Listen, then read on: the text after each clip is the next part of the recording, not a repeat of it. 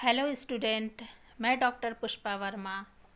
वैश्विक महामारी से बचाव में सामाजिक चेतना और भूमिका के उप विषय प्रवासी और पीड़ितों के साथ सहानुभूति एवं भयमुक्त वातावरण तैयार करना में मैं आपका हार्दिक स्वागत करती हूँ। सर्वप्रथम यह जान लेना आवश्यक है कि प्रवासी किसे कहते हैं। प्रवासी का समाज से क्या संबंध है। तो आइए जानते हैं कि प्रवासी किसे कहते हैं। प्रवासी अंतर्देशीय, अंतरप्रांतीय और एक ही प्रांत में हो सकते हैं। वे लोग जो अपने देश या प्रांत तथा राज्य को छोड़कर रोजगार की तलाश में दूसरे मुल्कों, राज्यों तथा प्रांतों में जाकर रहते हैं, उन्हें प्रवासी कहा जाता है। प्रवासी संभवतः यही कारण है कि प्रवासी बदतर जीने की हालात, निम्नतर वेतन, नगण्य सेवा शर्तों, शून्य सामाजिक सुरक्षा के बावजूद काम करने के लिए तैयार हो जाते हैं। अमेरिका, कनाडा, कैंप ड्राइवर या ढाबा चालक से लेकर अरब मुल्कों के भवन निर्माण से लेकर अन्य कार्य करने वाले प्रवासी हो या भारत के विभिन्न शहरों में गांव से आने वाले प्रवासी मजदूर, इनमें से बहुत सारे लोग उन्हीं देशों या शहरों के कच्ची कॉलोनियों, पुनर्वास बस्तियों या झुंगी पट्टियों में बस जाते हैं तथा उसी शहर की नागरिकता ग्रहण कर लेते हैं तथा धीरे धीरे उनका गांव से रिश्ता खत्म हो जाता है। ऐसे लोग प्रवासी की श्रेणी से हटते जाते हैं। प्रवासी मजदूर की श्रेणी का विकास भारत में जनसंख्या विस्फोटन, कृषि अर्थव्यवस्था के भयानक संकट, कृषि के मात्रीकरण, ग्रामीण अर्थव्यवस्था में सामंती एवं जातिवादी शोषण, भूमि सुधार एवं चकबंदी प्रथा के अभाव तथा असमान विकास के चलते संभव हो पाया है। शिक्षा व्यवस्था के निजीकरण के अवसरों की समानता के सिद्धांत को ही नष्ट कर दिया है।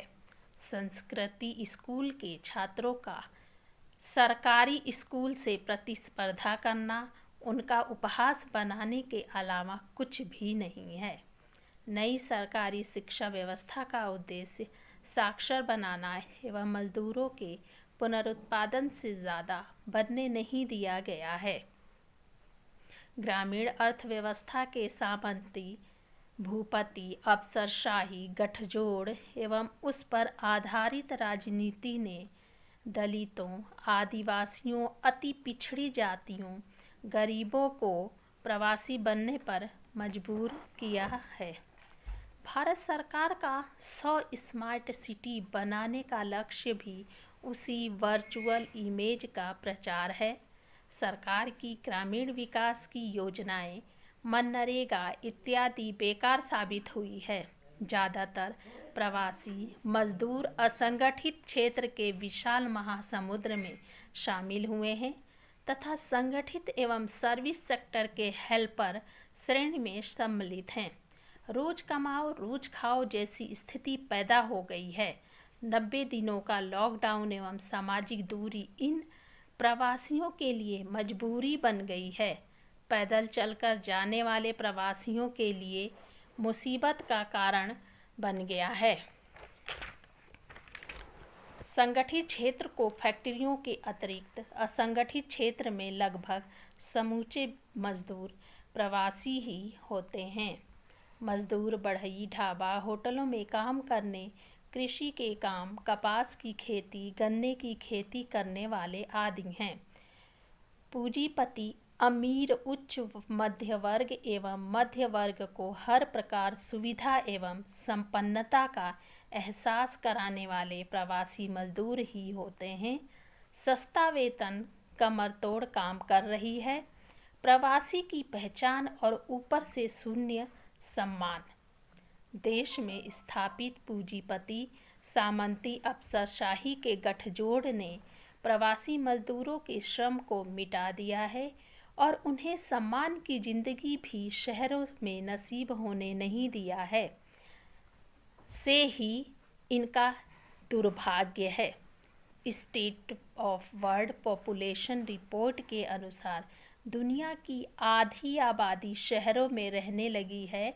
भारत की जनसंख्या सन 2011 के अनुसार भारत में आंतरिक प्रवासी मजदूरों की संख्या 139 मिलियन है, जिसमें ज़्यादातर प्रवासी उत्तर प्रदेश, बिहार, मध्य प्रदेश, राजस्थान, बंगाल, झारखंड, उत्तराखंड से आते हैं एवं दिल्ली, महाराष्ट्र, आंध्र प्रदेश, गुजरात एवं केरल में पाए जाते हैं। 2011 के पश्चात शहरों की तरफ पलायन कृषि अर्थव्यवस्था के भयावह संकट के चलते तेजी से बढ़ा है। श्रम कानूनों को लगातार केंद्र एवं राज्य सरकारों के द्वारा कमज़ोर किए जाने के बावजूद भी स्थितियों में प्रवासी मजदूर काम करने को विवश हो गए हैं। ऐसे आंकड़े यह दर्शाते हैं कि शहरों में प्रवासी पेट पालने के अतिरिक्त कुछ ज़्यादा नहीं कर पा रहे हैं। प्रवासी का शहरों में बने रहने से कोई ज़्यादा आर्थिक लाभ नहीं है। कोविड-19 से लड़ने के लिए सरकारें पानी की तरह पैसा बहा रही है। अगर उसी पैसे के एक हिस्से का इस्तेमाल देश के सभी ब्लॉकों में अस्पताल, स्कूल एवं सड़कें बनवाने का कार्य किया जाता है तो भवन निर्माण क्षेत्र में 5 करोड़ मजदूरों को रोजगार मिल जाता है। प्रवासी और पीड़ितों के साथ किस तरीके से सहानुभूति व्यवहार करना चाहिए? कोविड-19 की संभावित प्रसार एवं इसके प्रसार को रोकने के लिए आवश्यक बिंदु पर गंभीरता से मंथन किया जाना चाहिए। तेजी से फैलने वाले संक्रमण और लॉकडाउन के अंतिम चरण में सभी लोग अपने अपने घर पहुंचने के लिए व्याकुल हैं। प्रवासी मजदूरों को सरकार अपने खर्चे पर पहुंचाने की व्यवस्था कर रही है। उन्होंने सभी से सामाजिक दूरी बनाए रखने, मास्क व सैनिटाइजर का प्रयोग करने को कहा है। सभी प्रवासियों के साथ सहानुभूति से पेश आए एवं प्रशासन की इंस्टीट्यूशन क्वारंटाइन करने के तरीके में अड़चन न डालें। खान पान, अनाज, दवा, शौचालय, पानी की व्यवस्था, सभी प्रकार की सुविधाएं दिया जाए। प्रवासी मजदूरों के साथ भेदभाव न करें, उनका साथ दें। प्रवासी मजदूरों को रोजगार सृजन करने के लिए पंजीकरण करवाकर सूची जमा करें।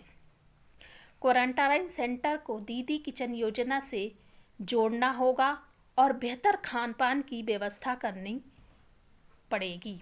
गांव में बाहर से घर लौटने वाले प्रवासी मजदूरों को गांव में बने क्वारंटाइन केंद्रों में केवल जांच रिपोर्ट आने तक रखा जाए। संक्रमित पाए जाने पर उन्हें अस्पताल भेजा जाए। प्रवासी मजदूरों के प्रति सहानुभूति रखें तथा जिससे कि सभी जनप्रतिनिधि समाज का निर्माण हो सके। इसके अतिरिक्त सैनिटाइजर, मास्क का प्रयोग करना अति आवश्यक है। कोविड-19 मरीजों के लिए ऐसी अलग अस्पताल खोलने होंगे जिससे कि मरीजों को दूसरों के संपर्क में आने की कम से कम संभावना हो। हेल्थ केयर प्रोफेशनल्स के लिए PPEs पर्सनल प्रोटेक्शन इक्विपमेंट स्वास्थ्य मंत्रालय ने इस दिशा की आपूर्ति की प्रक्रिया को तेज करना चाहिए। Association of health care providers of India ने देश में नर्सिंग होम और हॉस्पिटल का प्रतिनिधित्व करने वाला संगठन हो। 60 साल तक के मरीजों को कोविड-19 के अस्पताल में भर्ती किया जाना चाहिए और 65 साल ऊपर वाले मरीजों के लिए ICU की सुविधा उपलब्ध होनी चाहिए। लॉकडाउन के दौरान गांव लौटे प्रवासी मजदूरों के रोजगार की दिशा में उठाया गया एक जरूरी कदम है। लॉकडाउन से न केवल लाखों मजदूरों का रोजगार छिन गया, बल्कि बहुत सी कठिनाइयों का सामना करने के बाद वे अपने गांव लौटे। बल्कि गांव की स्थितियों को देखते हुए वहां जीवन निर्वाह करना भी उनके लिए बहुत आसान नहीं है। इस योजना के तहत अब ऐसे मजदूरों को उनके जिले में ही रोजगार मिलेगा। यह योजना गांव लौटे सभी मजदूरों के लिए ही नहीं है। इसका लाभ उत्तर प्रदेश, बिहार, झारखंड, मध्य प्रदेश, राजस्थान और उड़ीसा यानी 6 राज्यों के कुल 116 जिलों के प्रवासी मजदूरों को ही मिलेगा। कुल 12 मंत्रालयों के मिले जुले प्रयास से इस अभियान में प्रवासी मजदूरों को 25 तरह के कामकाज के जरिए साल में 125 दिन रोजगार मुहैया कराया जाएगा, जिससे गरीबों के लिए घर बनाना, पौधरोपण, जल जीवन मिशन के तहत घर घर जल पहुंचाने के लिए बुनियादी ढांचा विकसित करने में मदद करना, पंचायत भवन, सामुदायिक शौचालय निर्माण, आंगनबाड़ी, पशुशाला, सड़क और मंडी निर्माण आदि में सहायक है। इसका दूसरा पक्ष यह है कि श्रमिकों की प्रतिभा के उपयोग से ग्रामीण क्षेत्र का विकास होगा और ग्रामीण अर्थव्यवस्था को ताकत मिलेगी। आपने देखा कि हमने सर्वप्रथम प्रवासी को बताया कि प्रवासी किसे कहते हैं और इसका समाज से क्या संबंध है। उसके उपरांत किस तरह का कोविड-19 के मरीजों को किस प्रकार से उनके साथ सहानुभूति व्यवहार करना चाहिए, इसके बारे में हमने आपसे चर्चा किया।